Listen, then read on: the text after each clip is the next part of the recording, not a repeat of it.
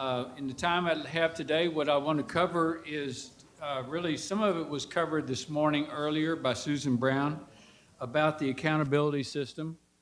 I also want to make a pitch. If you haven't picked up a copy of the almanac, or if you didn't get one delivered to you as a trustee, there's additional copies outside the door.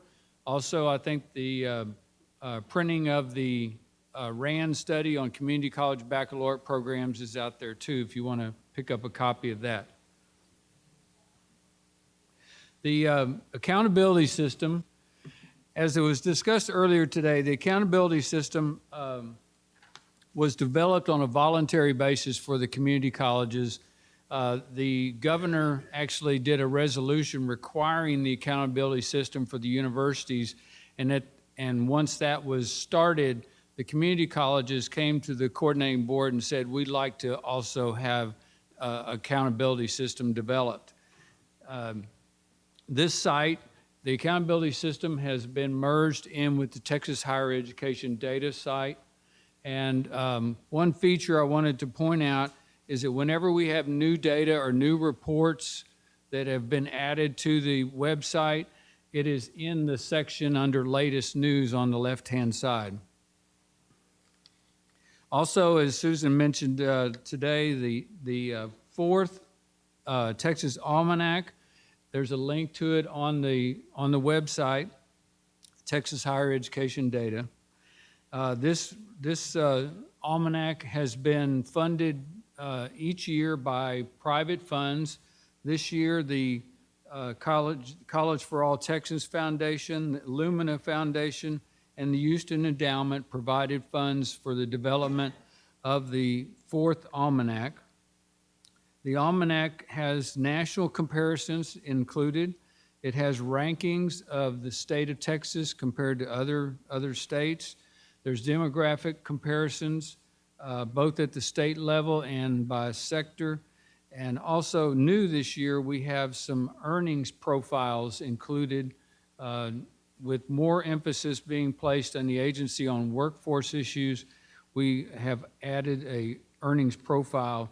And then each one of the institutions, both 2-year, 4-year, and medical schools have institutional profiles on the site. The accountability system was created and the metrics were developed by volunteers from the institutions.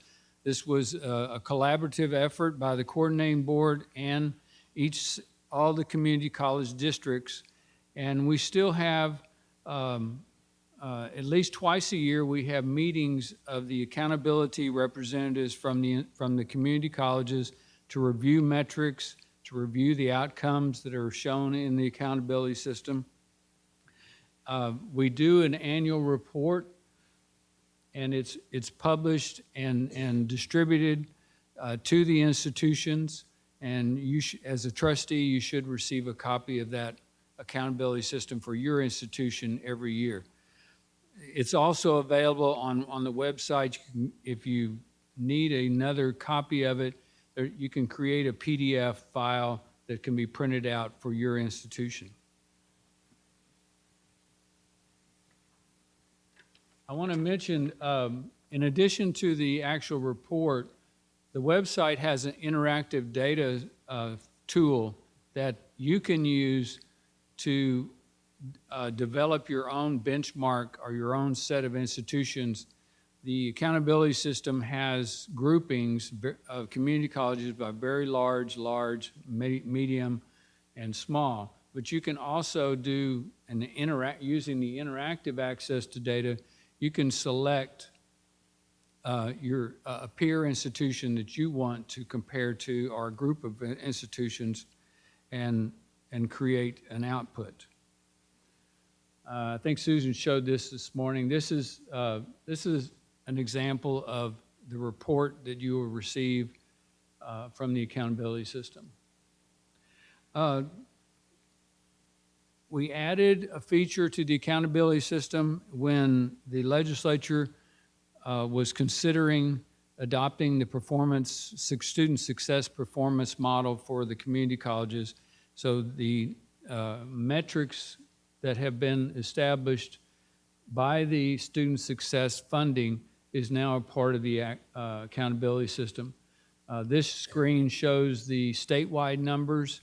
If you want to look at your individual institution, you just use the drop down where it says statewide and pick your institution, and you can get the latest 3 years of the success points for your institution.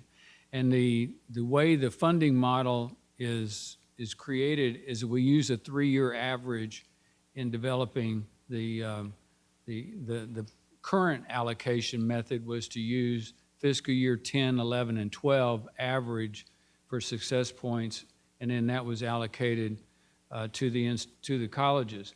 And the proposal for the next session is to use the change, the delta, from the 10, 11, and 12, and we figured out that that was funded at $185 a point that was mentioned earlier. And so the next funding period will include fiscal year 12, 13, and 14. And at $185 a point, we'll use the 3-year average and come up with a calculated amount. That's assuming the legislature adopts the recommendations that the association has made and the coordinating board has endorsed. Another tool that's on the Texas Higher Education Data website is institutional resumes. This was mandated by the legislature that the coordinating board develop what they asked for was a one-page resume for each institution. We couldn't fit it on one page, but we're counting the front and back as one page, so it's too much information to put on the front of one page, so we're saying, okay, one page, front and back, right? So, and there's different models for the resume. There is a model for parents and students, and then there's some different metrics shown on the policymaker legislative version of the resume. So there's 2 versions of the resume, and those are available on. Should be a link on your website of your institution that takes you to this resource tool on the coordinating board site. Okay, another redesign we did on our website this year was to pull all of the financial data and resource planning data together for all sectors. In the past, we had it separated where you would go to the community college page and you would have just community colleges, and then you'd go to another page for universities, another one for health related. But we have combined those all under Finance and Resource Planning website. We've also created on our website, we get electronic copies of all of the budgets, the annual financial reports, and the legislative appropriations requests from all institutions in the state. It's required by statute that all of those are sent to the coordinating board. We used to receive copies, printed copies, and when we looked at how many file cabinets we were having to keep and storage room, we changed our instructions to now we receive electronic copies.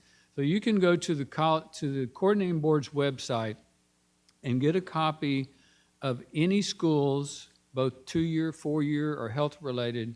You can get a copy of their financial report, their budget, and their legislative appropriation requests. It's all contained on our website. Right now we have, except for a couple of the earlier years, we have 10 years of reports on our site. So if you want to look at your college's reports 5-10 years ago, you can go to the coordinating board's website and look at copies of those.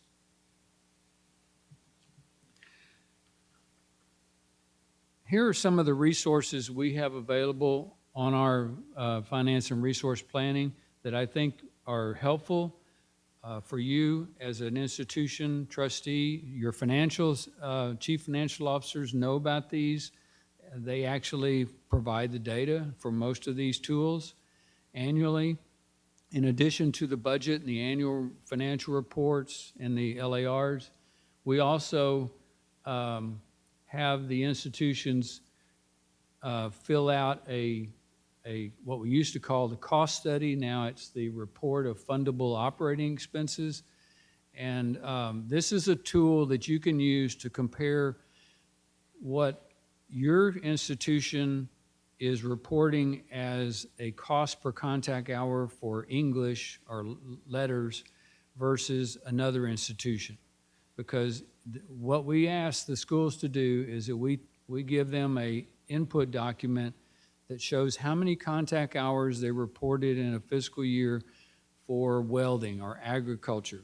And then they report back to us the faculty salaries that went for that discipline, the department operating expenses for that discipline. They also report to us how much they're spending on student services, administration, financial aid, and other functions of the institution.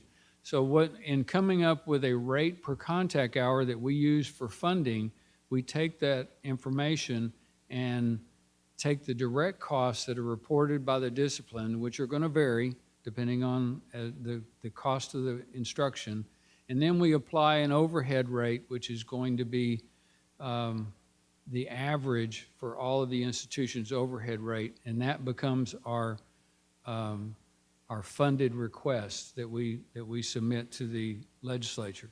Of course, right now they're only funding 29% of the total amount, but it is out there for information as to by each institution.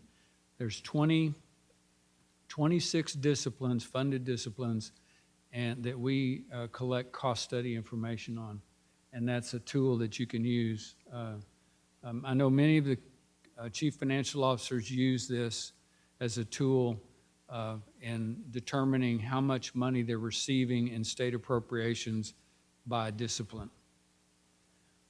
We also are required by the legislature since 2011 to do a community college financial condition report. This is an assessment that we have created using financial ratios. We take your institution's annual financial report. The data from that is put into a tool we call CARET, which is Community College Annual Reporting and Analysis Tool. And we use the ratios from that tool to determine which institutions we might want to point out that their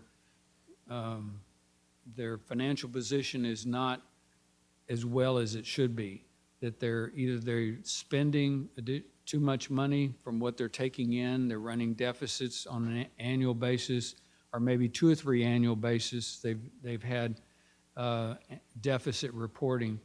So in that study, we prepare a report that we have to send to the Legislative Budget Board, the Governor's Office, and all of the legislative committees that deal with higher education.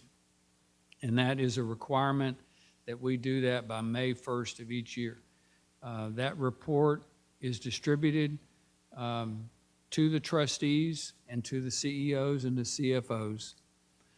We usually send a draft copy to the CEO and the CFO ahead of time to make sure that if we have made a mistake in our calculations, that they can review it and point it out to us before we submit it to the legislature.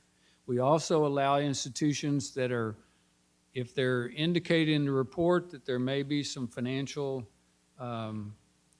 problems or alerts that need to be, that the individuals need to be notified of, we allow the CEOs to submit comments to us that we include in the report. So if there was a planned deficit because of a particular initiative by the institution, by the college, that can explain the deficit or explain the ratio, financial ratio not being at the norm, then that is included in the report that's sent over to the legislature. Okay. If you have any questions that are not answered today, in your information, here are the contact people that you can send questions to. If you are interested in receiving information from the coordinating board, we have a new delivery system called Gov Delivery. If you go onto the coordinating board website, you can sign up to receive any newsletters or publication announcements that we send out to the general public.